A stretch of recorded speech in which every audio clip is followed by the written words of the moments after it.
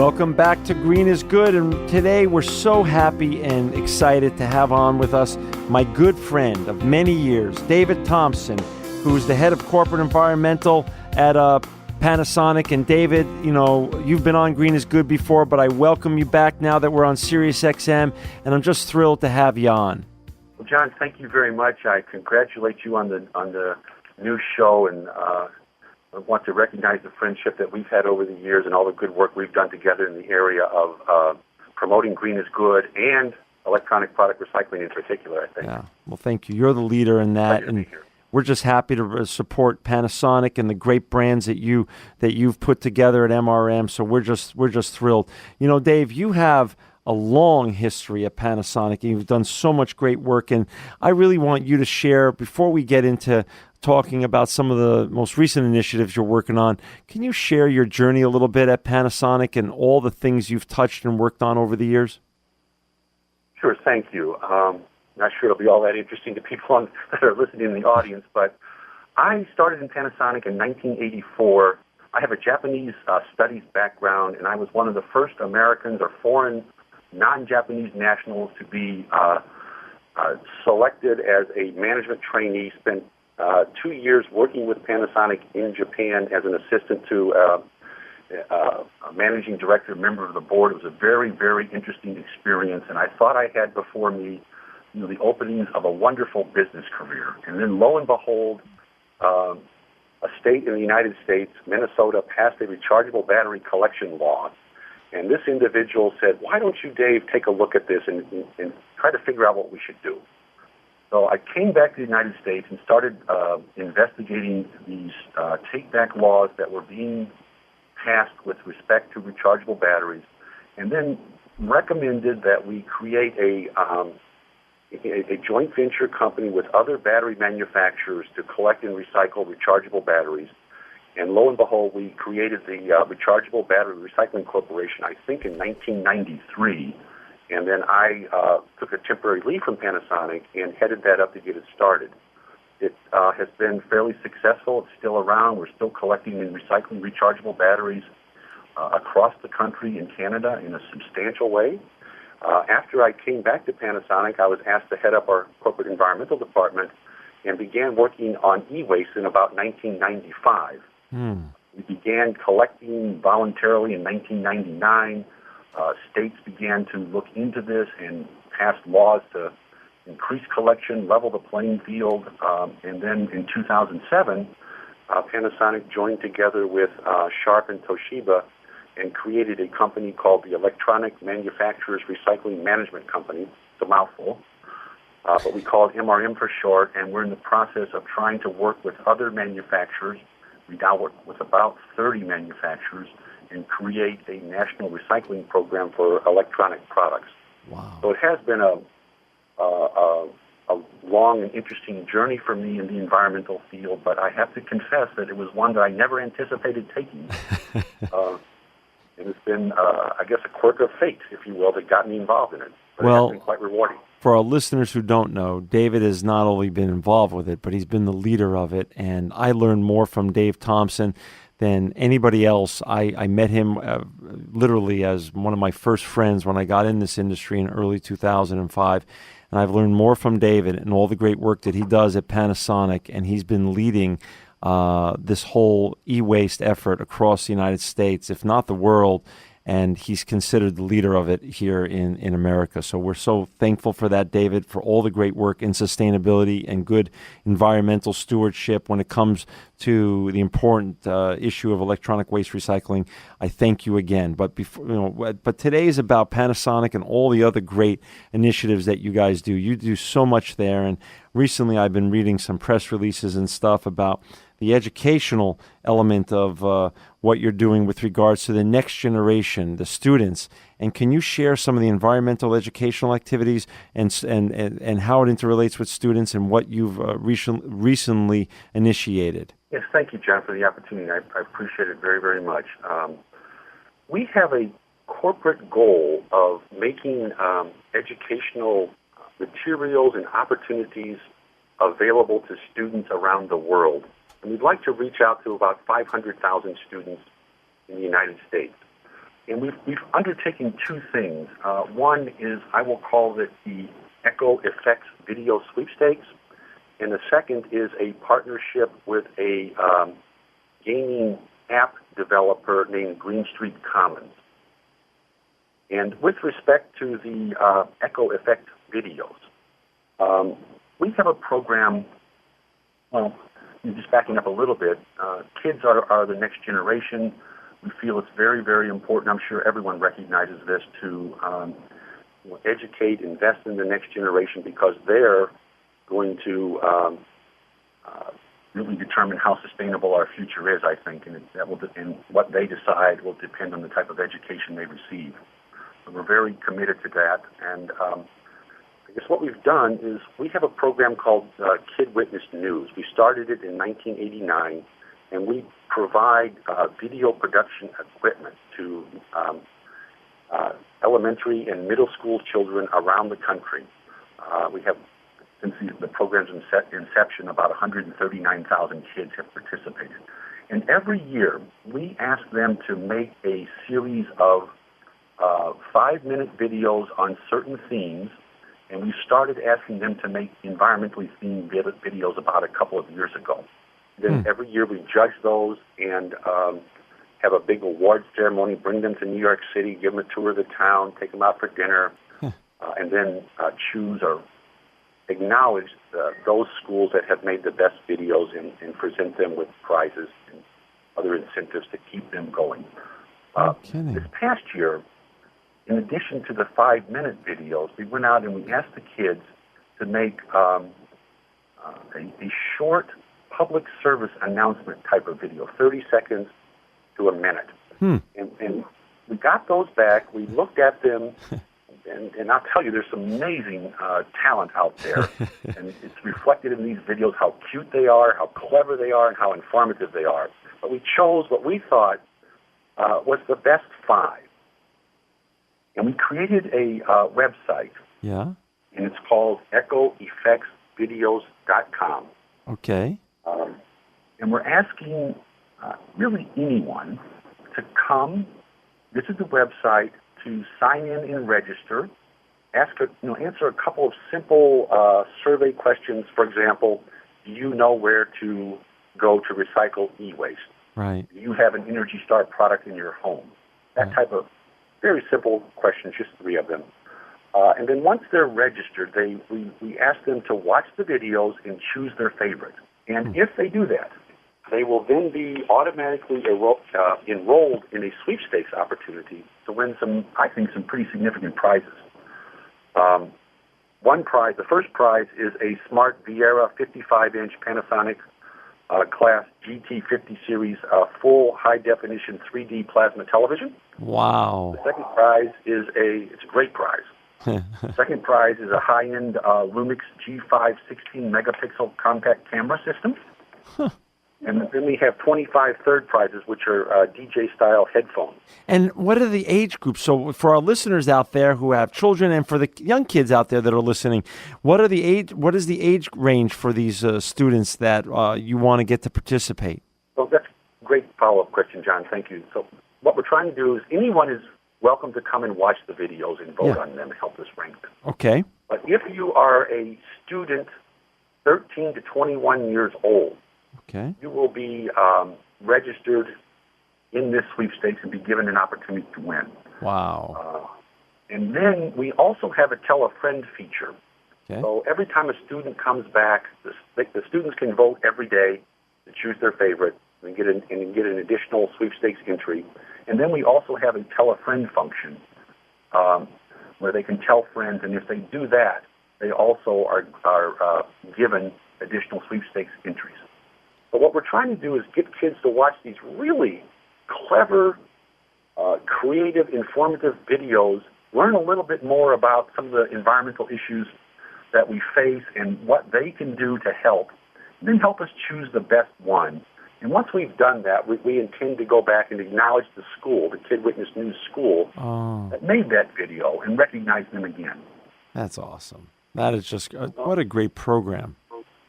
I don't know if you've had a chance to watch the videos, but they are truly, I thought, creative, informative. Kids did a great job. That is I great. hope people will recognize them by watching the video. And how long is this next contest open for? When does it close? This closes May the 19th. Okay. So it's coming up quickly. And, if it looks like it's a viable way to provide educational materials to kids and people about our environment, we intend to run it again in 2013. For our listeners hold on one second, David. For our listeners out there, please, I'm so happy you joined us today. We've got David Thompson, who's the corporate environmental director of Panasonic, and he's talking about the new initiatives that Panasonic has taken on, environmental educational initiatives with regards to students. And he's talking about this specific one, EcoEffectsVideos.com. Go to EFFECTS videos.com. It's an amazing contest. It's for students 13 to 21. Get involved now. It closes out in May, and this is going to be just really great. Get your kids involved, get your students involved, and spread the word. I just wanted to get that out, David. Go on. I'm sorry. I interrupted you. Thank you so much. That's exactly what we'd like to do. We'd love to see the kids watch the videos, and hopefully they learn something and we learn something about how to better educate the next generation. That's great. You're doing it from the ground up. You're getting their voices able to be heard. I love it. I think it's so important. And what's the next one you're working on? What's the other thing I've been reading about, this Green Street Commons, David? Share with our listeners about that, please. So it's yes, I'd love to. It's a fantastic gaming opportunity that attempts to marry up, if you will, ecological education with economic education. And the idea is that we can be both ecologically smart and economically smart at the same time. So we want to promote that concept. And we've teamed up with an organization called Green Street Commons and launched an Apple-based game called Schmutz Happens. Schmutz Happens. Schmutz Happens. So I don't know how much people understand what schmutz is, but if you're from New York, you know, I think, or if you have a Jewish background. But it's an old Yiddish word right. that essentially means dirt. Right.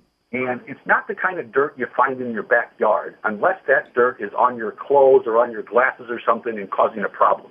Right. So it means stuff that shouldn't be where it is or out of the ordinary, kind of needs to be cleaned up.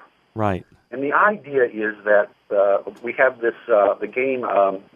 It's a wonderful little game created by the creative director was Tom Hester, who did Shrek. If you sure, I'm sure your audience would recognize, beautifully done, cute as heck characters, well integrated, really educational, I think. But so Schmutz is this character, and he's a blobby, slobby, purplish character who goes around messing up stuff. You know, your yard, your garden, your house. Then the idea is that kids who, you know, we all want to learn about economics and finance and chores and being better kids and citizens, they then are kind of tasked with going around and cleaning up stuff after schmutz. Well, schmutz is a metaphor for stuff that needs to be rectified, cleaned up, and how we all have to try to work together to do that. I like it. And so what the kids do is they focus on cleaning up schmutz, whether it's in the garden or the yard or the house, but they also, in the context of the game, are attempting to rescue and provide for endangered animals. So they create a budget, and, you know, if they clean up the schmutz in the garden or the schmutz in the house or the yard or whatever, they can earn, you know, virtual dollars, I suppose, to apply to rescuing their endangered species animal. And they can you know, purchase shelter for that animal, for example. They purchase food. They can purchase playthings for the animal, and they kind of work, earn money, and then apply it to, you know, rescuing this animal and taking care of it. They can even receive postcards or email postcards from the animal during the course of the game. So we're sponsoring this with Green Street Commons, and we just want to get the word out. Let people know that there's a free gaming download app available to their children. It's really more targeted at younger children, I think. Right. And then hopefully get them to play it and learn a little bit about household budgets, finances, and then cleaning up around them in their home and environment, and creating a better environment for themselves and their families. And when did you launch? And when did you launch this? This came out March the 29th. Great. It's out there, available from Apple iTunes Store to download, and it's also available through our website here at GreenStreetCommons.com. Perfect. And so our partner here. Go ahead. I'm sorry. No, go ahead. We've teamed up with Neil Godfrey, who is the chairperson of Green Street Commons.